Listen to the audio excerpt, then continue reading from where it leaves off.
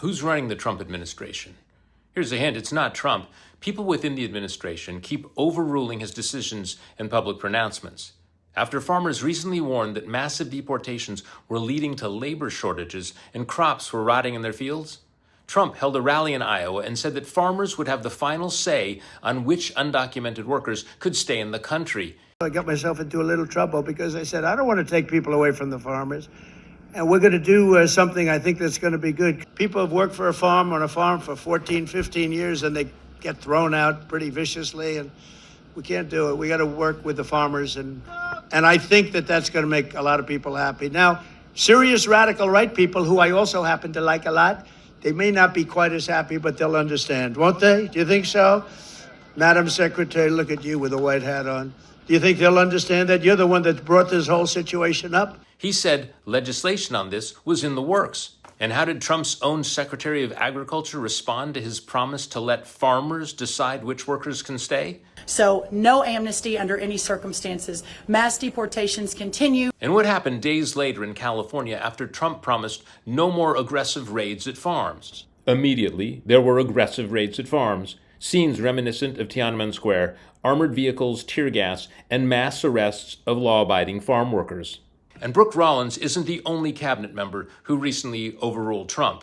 Hegseth recently overruled Trump on shipping arms to Ukraine. Trump, looking bewildered and weak, told reporters he had no idea that even happened. The Secretaries of Defense and Agriculture don't just decide to mutiny on their own. So who's calling the shots in the White House? Is it White House advisor Stephen Miller? Miller is responsible for the ICE quota to detain 3,000 undocumented immigrants per day. Many people who wrote chapters in the Heritage Foundation's Project 2025 are now in the Trump administration. So are they pulling Trump's strings? Or is AFPI, the American First Policy Institute, really in charge? AFPI is a lesser-known radical right think tank than the Heritage Foundation, but there are currently more former AFPI alumni with powerful positions in the Trump administration than there are Heritage Foundation members. Former high-ranking officials at the America First Policy Institute include Kash Patel, Attorney General Pam Bondi, current CIA head John Ratcliffe. There are literally dozens, including the Secretary of Agriculture who publicly bitch-slapped Trump after his off-the-cuff remarks about giving leniency to loyal farm workers. Before Brooke Rollins became Secretary of Agriculture, she just happened to be president of the America First Policy Institute. And while AFPI was dumping barrels of cash into Trump's pockets during the 2024 campaign, they were also writing 300 executive orders for Trump to issue as soon as he took office. You really think Trump wrote those or even understood them? The EOs that the America First Policy Institute wrote for Trump are a blueprint for authoritarian control. Through their EOs, AFPI has, with frightening speed, fired thousands of qualified union federal workers simply because they believe in climate change, or they believe in tracking the spread of deadly diseases, or they simply don't give the unquestioning loyalty to their dear leader that the White House demands. Almost completely under the radar, AFPI is fulfilling their secret mission to centralize power under the president and destroy the rule of law in America. So what can be done to stop AFPI from fully transforming America into a radical right repressive regime?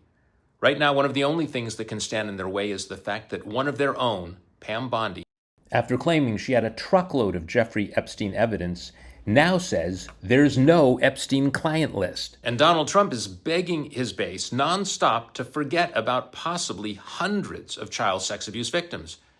The public and Congress need to demand the release of all Epstein files, and former high-ranking AFPI leader Pam Bondi cannot be allowed to stonewall the Epstein investigation. Bondi's connection to AFPI must be revealed.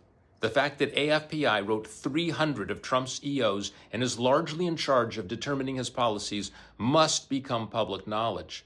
The founders, current leaders, and former leaders of AFPI, including Brooke Rollins, Larry Kudlow, and Linda McMahon, must be asked if the former co-chair of their Center for Law and Justice, Pam Bondi, is right to conceal evidence which might identify pedophiles, and if the current president and CEO of AFPI, Greg Sindelar, will not demand the release of the Epstein files and the removal of Bondi as Attorney General. Voters will have to decide how they feel about this group that is largely in charge of writing the policies of the Donald Trump administration.